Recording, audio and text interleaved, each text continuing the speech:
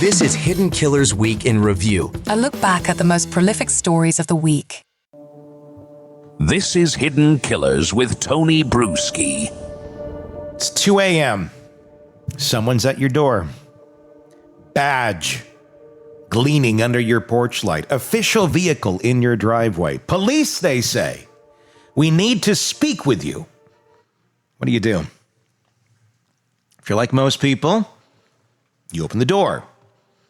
And if you're Minnesota State Representative Melissa Horton or her husband Mark, that decision just cost you your life.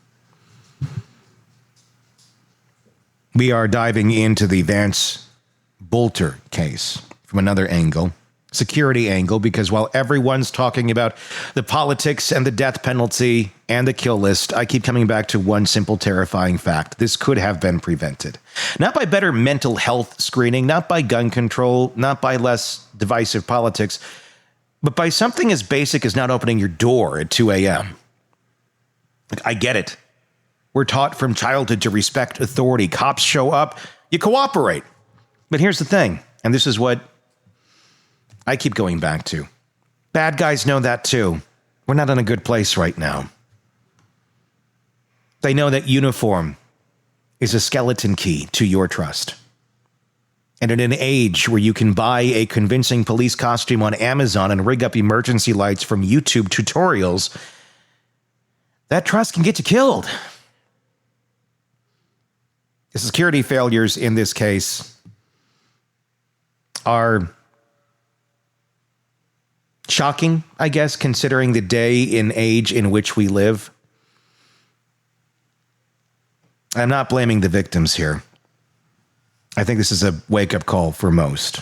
We've had many other wake-up calls. Gabby Gifford, the guy that firebombed the governor of Pennsylvania's home. We're seeing more and more political violence. And our lawmakers need to be cautious. Anyone with an opinion that's loud and out there needs to be cautious. We're not just talking about victims' homes. We're talking about a systematic failure to protect our elected officials in an era of escalating political violence. Minnesota is one of 13 states where the Capitol building doesn't have metal detectors. Yeah. None. Now, this didn't happen in the Capitol, but it happened in that state. I mean, think about that. You can't get into a courthouse without going through security, but the building where the laws are made? Come on in. No questions asked. It's like we didn't see this coming. January 6th happened. The Pelosi attack happened. Gabby Giffords happened. Hell, we have 2 assassination attempts on Trump in recent memory. Yet, somehow, state representatives are still listing their home addresses publicly, holding town halls in libraries with zero security, and answering their doors in the middle of the night like it's 1955.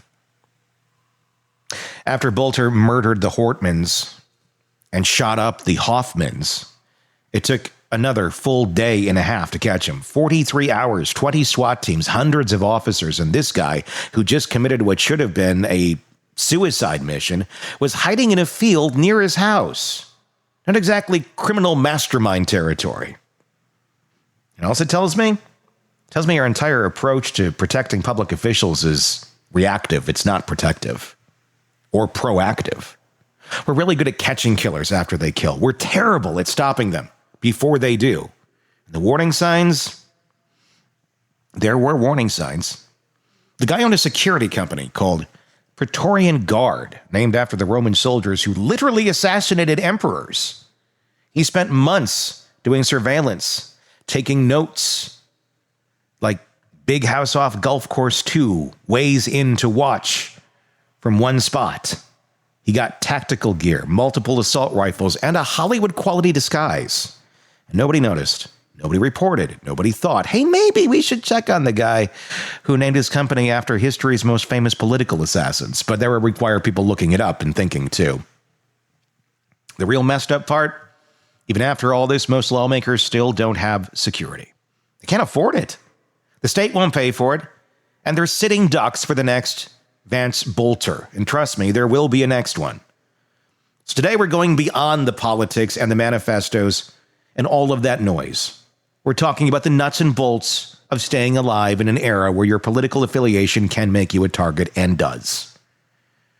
How do you secure your home when you're a public figure? What are the red flags to watch for? And why the hell are we still treating political violence like it's some rare occurrence instead of the growing threat that it actually is? To help me break this down, I've got Jennifer Coffendaffer, retired FBI special agent who now works in private security, and she's been screaming from the rooftops about this stuff long before Vance Boelter proved her right. Well, and that's the main way that many of these scandals, or not scandals, I should say, these crimes are averted. And that is because people come forward. Yeah. As you said, family members, loved ones, wives, they come forward, and we don't get to hear about those cases, but that happens all the time, that they have concern and they make those concerns known. And that sort of red flags those people and averts many of these issues. But not enough of them, because obviously this was able to take place, which is really jaw-dropping, that you could go into a Congress person's home and execute in this way. It's just terrible what's happening in our country, in my view. It feels like we almost like need to, I don't want it to be an overreaction, but security should probably be upped on public figures like this, I would think right now. It's expensive to do that. And not everybody necessarily has a budget to do something like that, especially if you've been elected, you don't have a big history, you're not rich, you're just being the congressperson, and the state or the government doesn't provide it for you. Is that something that you think maybe should be reviewed a little bit stronger, that maybe everybody right now needs something or someone around them, if you're that public of an official, to prevent these sort of things from happening? Because we're at such a tipping point, it feels, with people, and people are so quick to crack and break and point the finger and that person must die, rather than let's discuss this and figure this out. Do we need to do that preventatively, or is it going to take a lot more of these before we actually say, hey, maybe we should get proactive? Yeah, Tony, from right after the first assassination attempt of President Trump, and then after the second one, everyone of us that work in security and for companies that provide such measures, we have all been screaming from the mountaintops, lawmakers must have private security. They just have to in the day and times we're living. Minimally, they need to have a security, what we call a site survey, done at their home to help equip them with how better to be more secure, to provide tips such as if somebody comes to your door and you have no reason why the police would be called, you didn't call them, and they're outside, and I think his vehicle was an SUV with lights, you take the badge number and you say, listen, officer, I'm just going to call into the department. That's what has to be done. I tell you, I don't know about you, Tony, I don't open the door for anyone. No. I did a case not long ago where somebody was going through the neighborhood with a missing dog poster and getting that door to crack open and breaking in and attacking women. People will go to any lengths to be able to break and enter into your home and commit assaults and batteries and murders. So, and using these police uniforms, Missy Beavers is a very famous unsolved mystery example of somebody who was murdered at a church by somebody dressed up like a SWAT officer. So this isn't the first time. Ted Bundy used it all the time, nor will it be the last of people dressing up as police officers to commit crimes. Yeah, well, it's about gaining trust. And then once you have that basic little trust, all it takes is 2 seconds to pull that weapon out. The fact that he surrendered without any sort of, there was no standoff. He just basically, they found him and he let himself be found. Were you surprised by that there wasn't a shootout? He did even text his kids or his family, I may be dead soon. I'm wondering if he was expecting to have to go down like that, or is this in his mind still, I'm being a martyr and I'm going to get out here and I'm still going to spread my views. And that's why I didn't put myself in a suicide by cop situation. Yeah, I don't think that he really thought his plan out well. Again, kind of like Luigi Mangione, Yeah. and then just throw the hands up and okay, let's because they don't think that far out in terms of their crime spree. You know how they're going to get away beyond the few hours following the crime, and then it's kind of what do I do now? And I don't think he was at all, at least from what we know, anywhere suicidal based on what everybody is reporting regarding his religious beliefs, which at the apex of Christianity is against suicide. Sure. From a religious standpoint. And so if you're against abortion, for heaven's sakes, you would be against suicide. So I wasn't surprised. You'd also think you'd be against murder. Yeah, there's that. So that's that 10 Commandment. Yeah, I think, that's the weird thing with the religious extremism. They get to this point where it's almost kind of a goddish type complex where I'm going to be the one, I'm going to be the judge here. And I view that you are not, you don't meet the standards to live based on my beliefs. So I'm just going to take you out and do what's right for the world. And that's a scary thing with all of this. It will be very interesting to see what the wife knew and when she knew it, if anything. We've seen cases like this. We were talking about Asa Elrup earlier. We've talked about so many situations. BTK, where someone is living in that house for years and years and years, puts off a persona that nobody thinks, at least for the most part, that there's anything wrong going on here. But then the wife was found when they pulled her over, that she had cash, she had guns, I believe is correct, and Yes. and passports. My initial reaction was honestly, if I were the wife and I just found out that my significant other was doing all this shit and I had no idea, I might want to get out of the country too. I know it looks extremely it looks really suspicious, but it might not be at all. It might just be, oh my God, I didn't ask for this. I'm going away and we'll figure this out later. I don't know. What are your thoughts on that? Considering they did let her go, and that's all that was. You know what? She had guns, money, passports. The timing just looks bad. I think that's an optimistic way to look at it. And I certainly don't think they had what they needed at that point to make a decision on charging. Those are complicated charges whenever you're talking about aiding and abetting and harboring and, aiding after the fact and things like that. They're complicated charges. So they're going to have to really do their homework to see what communications were and to see if that's even a legitimate charge to put on her. It is a tough one. And then you'd also, would you run into spousal law here if, as far as her testifying against him, but if she was actively involved, that's a different story. And it's all just pure speculation right now. She's not been charged with anything. It is a different story. It's just, even with your attorney-client privilege, that doesn't hold if the individual attorney is participating in any way, shape, or form in the crime. So, if you're part of a crime or getting a crime down the road or covering one up or harboring, that doesn't hold. So that will be another interesting factor in terms of charging, I think. Obviously, this could definitely be a death penalty case. Where do you think, what are the next steps? What are we going to see next here into the investigation of him, and where does this go from here?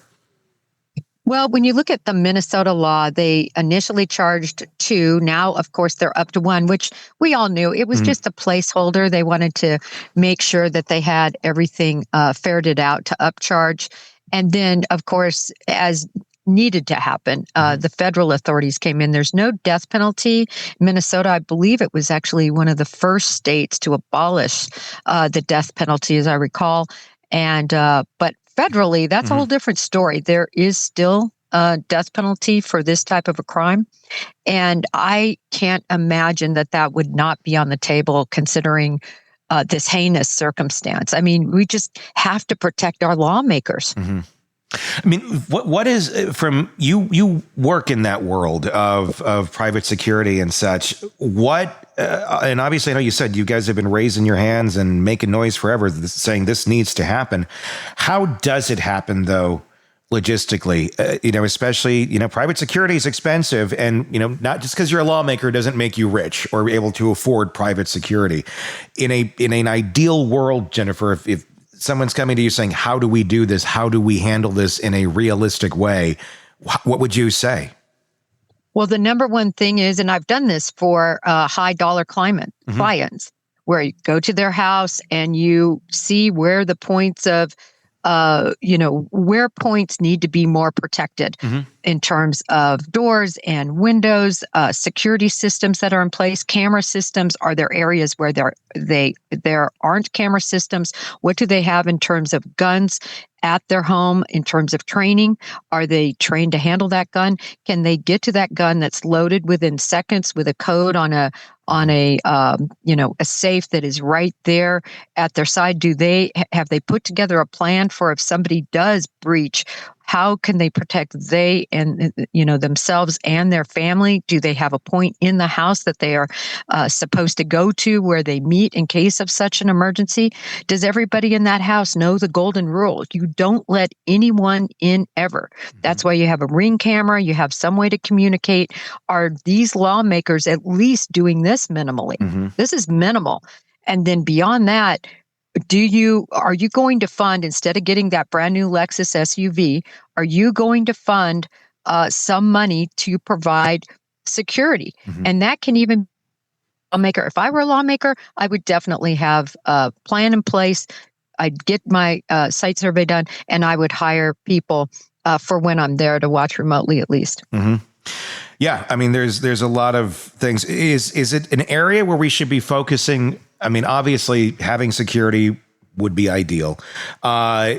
Is this an area where just lawmakers in general need to be more trained, I guess, in their own security for when they don't have that available? Of just, like you were saying, here's our system in place for our home, but even training on weapons, gun training, so they feel comfortable. If they're not a gun owner, if they're not someone who uses a weapon, it's a weird thing to say, but should they be like required training? You get elected, guess what? You need to learn this too for your own safety and for those around you, because you are now a target. 100%. They really do need this sort of training for self-defense and protection.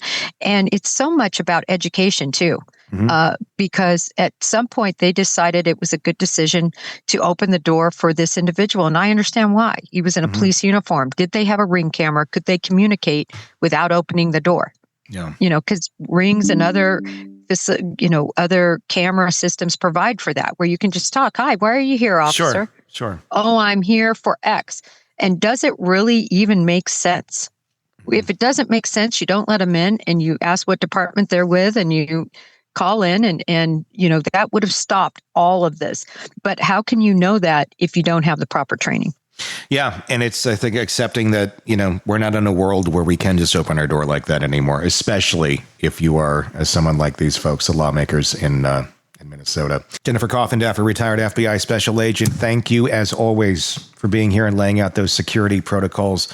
It's sobering stuff, but stuff that we need to considering where we are today. What strikes me about the whole conversation? We're basically telling elected officials they need to live like they're in witness protection. Don't answer your door, verify every badge, have safe rooms and escape plans, get weapons training. It's not democracy, it's dystopia. But here we are. Let me paint you a picture of what should have happened that night. The Hortman's doorbell rings at 3:35 a.m. Instead of going to the door, they check the Ring camera, which we wish they should have had. They see a cop. Weird. They didn't call the police, so they talk him through the intercom. Officer, what's it about? Give some sort of BS story. They're suspicious. What's your badge number? What precinct? Then they call 911 while he's standing there. Hey, do you have an officer at my address? No, ma'am, we don't. Click. Doors stay locked. 911 sends real cops. Boelter's arrested. The Hortmans are alive. End of story. I'm not blaming the victims. I'm just saying this is how these things need to be handled. It is not 1955. That's not what happens because we don't train people to be that paranoid. They don't want to live in a world where we need to be that paranoid. Except we do live in that world. We just pretend we don't. Jennifer mentioned the Misty Beavers case, the fitness instructor murdered by someone in SWAT gear. That was 2016. Ted Bundy was using the fake cop routine in the 70s. It's not new. What's new is the political targeting, the hit list, the multi-state planning. We've industrialized political violence. And here's a kicker. Even after this attack, I guarantee most lawmakers haven't changed their security protocols. Why? Because it's expensive.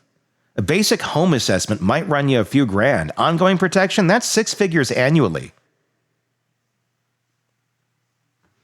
Easy. Ring cameras and reinforced doors only do so much when someone's determined to kill you.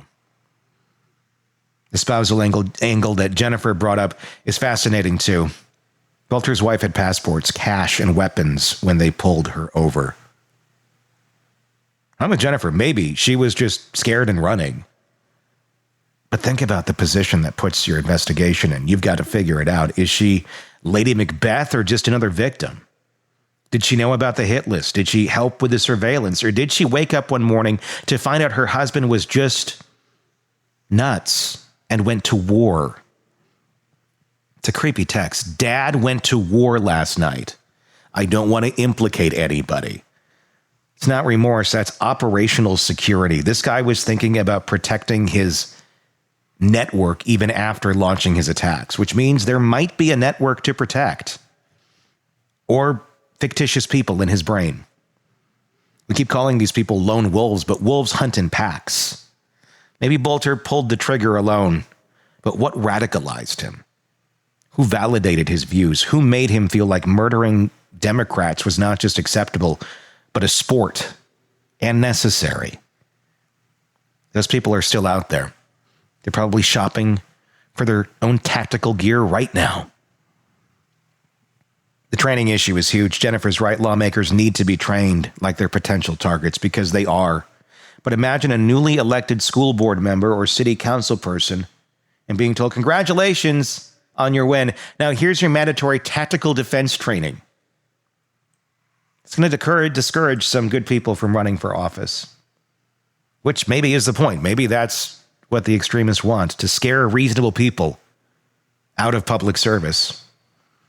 Let's be real about the gun thing for a second. Jennifer talked about having quick access to safes, being trained, being ready, but a lot of these Democratic lawmakers Boelter targeted probably aren't gun people. They might even support gun control. They likely do. Or having no guns. That they're being told they need to arm up to survive. It's a hell of an ideological pretzel to navigate. The side survey stuff Jennifer mentioned, checking entry points, camera placement, safe rooms, that should be standard for every elected official. Hell, make it part of your orientation. You win your election, you get sworn in, and you get your security briefing that scares the democracy right out of you, because that's apparently what it takes to keep people alive now. Even if all these precautions, all this training, all this paranoia, someone is going to slip through. Someone's going to get creative. Someone's going to find a vulnerability we didn't think of, because that's what predators do. They evolve. The most chilling part of Jennifer's analysis was when she said this happens all the time. Family members reporting concerns, attacks being prevented. We just don't hear about those. Every Vance Boelter who goes through with it. How many are out there right now making their lists, doing their surveillance, in one day away from going to war? I don't have a neat little bow here to put on this. There's no happy ending. 2 people are dead. Others are traumatized and severely injured. And somewhere in America right now, someone's probably standing outside an elected official's house taking notes. Tell me what your thoughts are in the comments. How do we combat this? Because I don't think this is going to be ending anytime soon. It's a very, very volatile time in America. Press subscribe wherever you're downloading podcasts. You don't miss any of our coverage on this case and the many that we cover for you right here at the Hidden Killers Podcast and True Crime Today. And again, in the comments, tell me your thoughts. I'm Tony Brueski. We'll talk again real soon. Craving non-stop true crime updates? Press subscribe now and get the latest cases, analysis, and expert commentary delivered straight to your feed, only from the Hidden Killers podcast and True Crime Today.